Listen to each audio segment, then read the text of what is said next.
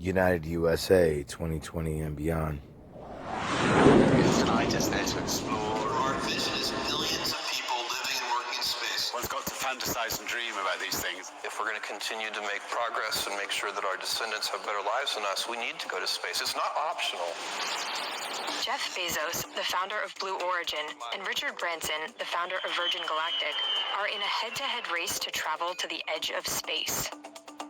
In June, Bezos announced his plans to travel to space on July 20th, along with his brother, as inaugural passengers on Blue Origin's New Shepard spacecraft. I really want you to come with me. Would you? Are you serious? I am. I think it would be meaningful. Have my brother there.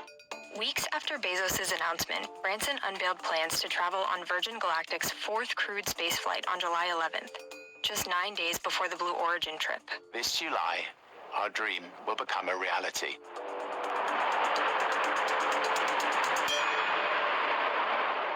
The important thing about having both the founders go up is just the validation. So, two billionaire founders, two trips into suborbital space just days apart.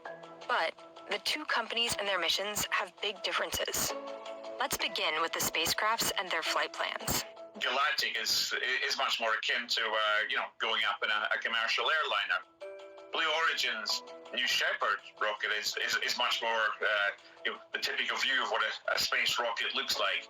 Virgin Galactic's planned flight begins near Truth or Consequences, New Mexico, where this mothership called the VMS Eve will take off with a spaceship attached called the VSS Unity.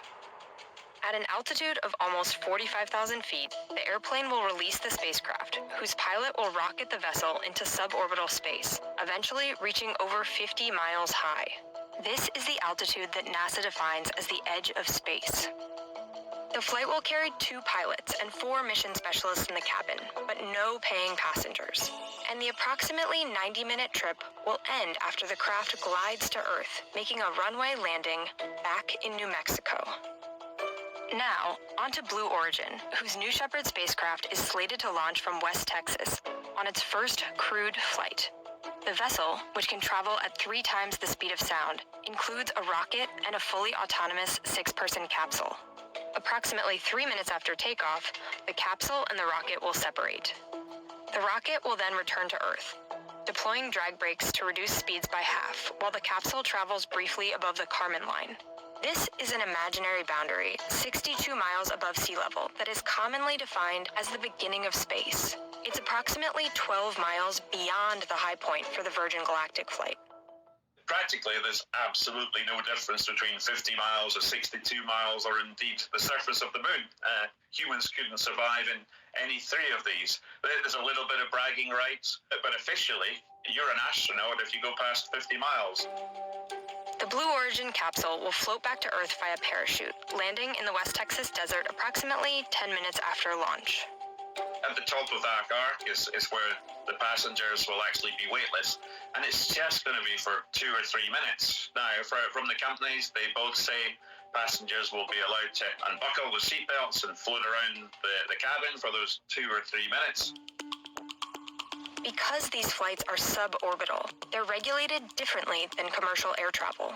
Congress agreed in 2004 to let the space tourism industry self-regulate to speed its preparations for passenger flights. A spokesperson from the Federal Aviation Administration said its jurisdiction is limited to protecting public safety and the environment during launches and re-entry. With Virgin Galactic, the FAA has to inspect and approve both the mothership and the rocket ship, and it licenses the pilots. Blue Origin is different, that it's a more traditional space rocket. The FAA's oversight of rockets is actually very different and evolving. It's more self-regulation, but it doesn't actually need formal approval.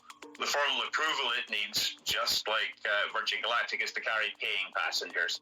The FAA granted approval for Virgin Galactic's full commercial space launch license, and the company says it hopes to launch commercial service next year. Blue Origin has applied for similar approval from the FAA, which it expects to receive by July 20th. Aside from Branson, passengers on Virgin Galactic's flight include Beth Moses, the company's chief astronaut instructor, and Surisha Bandla, a vice president focused on government affairs and research. The company has yet to disclose prices for its future commercial service, but executives have said trips could cost less than $500,000. The passengers on the Blue Origin trip will be Bezos, his brother Mark, Wally Funk, an 82-year-old pilot with space training, It's the best thing that ever happened to me. and the winner of a charity auction, who bid $28 million for a seat. Sold $28 million.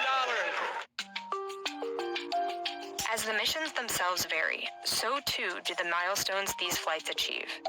If all goes as planned, Branson will be the first of the two founders to go into space, while Bezos' Blue Origin will be the first of the two companies to carry out a space flight with a paying passenger.